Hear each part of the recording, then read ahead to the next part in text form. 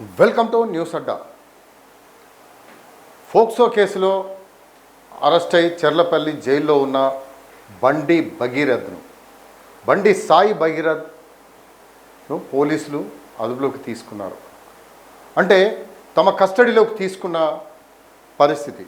ఈ నేపథ్యంలో మరి కస్టడీలోకి తీసుకున్న పోలీసులు ఏం చేస్తున్నారు అంటే, ఏదైతే సంఘటన జరిగింది, ఏ సంఘటన అయితే జరిగిందో ఆ సంఘటనకు సంబంధించిన ఫామ్ హౌస్లో ఏం జరిగింది పోలీసులు సీన్ రీకన్స్ట్రక్షన్ చేశారు.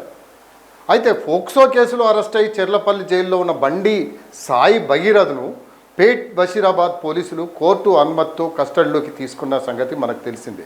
అయితే ముందుగా నిందితుడిని జైలు నుంచి మేడ్చల్లోని ప్రభుత్వ ఆరోగ్య కేంద్రానికి తరలించి అక్కడ వైద్య పరీక్షలు అయితే నిర్వహించింది. ఆ వైద్య పరీక్షలు జరిపించిన తర్వాత ఆ తదనంత పరిస్థితులలో సీన్ రీకన్స్ట్రక్షన్ చేసేందుకు మోయినాబాద్లోని అరణ్య ఫామ్ హౌస్కు బండి సాయి భగీరథ్ను అయితే తరలించారు. అయితే గత డిసెంబర్ 31న భగీరథ్ తన స్నేహితులతో కలిసి బాధితురాలని అరణ్య ఫామ్ హౌస్కి తీసుకువచ్చి అఘాయిత్యానికి పాల్పడినట్లు బాధితురాలు ఆమె తల్లి పోలీసులకు మాత్రం ఫిర్యాదు చేసిన విషయం మనందరికీ తెలిసిందే. కానీ ఆ రోజు ఏం జరిగిందో తెలుసుకునేందుకు నిందితుడిని అంటే బండి సాయి భగీరథ్ను ఫామ్ హౌస్కు తీసుకొచ్చి పోలీసులు సీన్ ఏం జరిగింది ఆ రీకన్స్ట్రక్షన్ చేసినట్లుగా సమాచారం.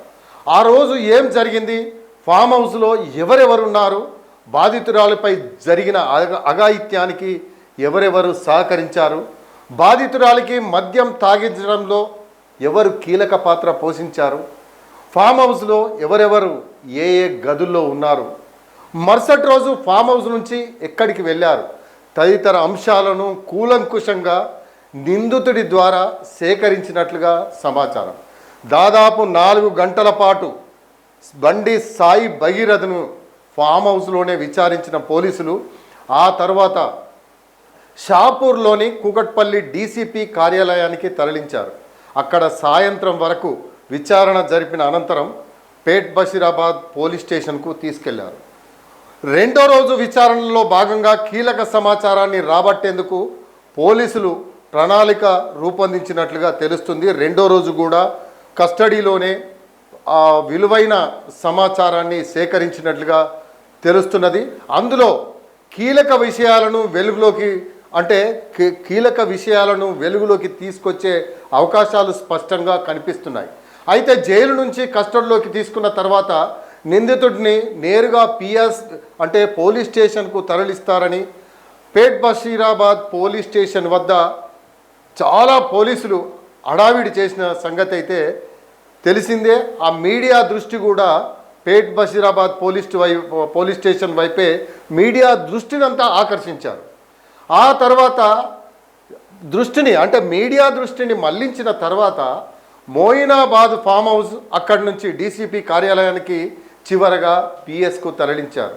అంటే ఎట్టకేలకైతే చాలా విషయాలనైతే ఈ కస్టడీలోకి తీసుకున్న తర్వాత పోలీసులు రాబట్టే అవకాశం ఉంది. ఆ తర్వాత మరి ఏం జరగనుంది అనేది కూడా ఏదైతే డీసీపీ పర్యవేక్షణలో కూడా కొన్ని వివరాలను రాబట్టేందుకైతే తీవ్ర ప్రయత్నాలు అయితే చేస్తున్నట్లుగా సమాచారం.